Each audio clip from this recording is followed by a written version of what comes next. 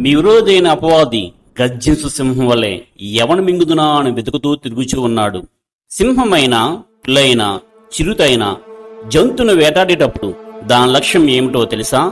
వేటాడబడే జంతువు యొక్క గొంతు నక్కు పట్టుకొని ఊపిరాడకుండా చేయడమే.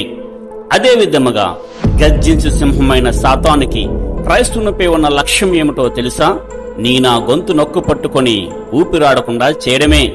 అంటే ప్రార్థన చేయకుండా ఆపడమే. ఆ క్రూర మృగానికి తెలుసు, దాని పంజా విసిరి కంఠం నొక్కు పట్టుకుని ఊపిరాడకుండా చేస్తే ఆ జంతువు చస్తుందని. అపవాదైన సాతానుకు తెలుసు, దాని పంజా విసిరి మన కంఠం పట్టు బిగిస్తే మనం ప్రార్థన చేయడం మానేసి ఆత్మీయంగా చస్తామని. కానీ వాడు మనపై విసిరే పంజా చాలా సాఫ్ట్ గా, స్మార్ట్ గా ఉంటుంది. అదేనండి స్మార్ట్ ఫోన్. ఆ సెల్లో గాని బందీ అయితే బయలు కూడా దొరకని మొబైల్ ఫోన్.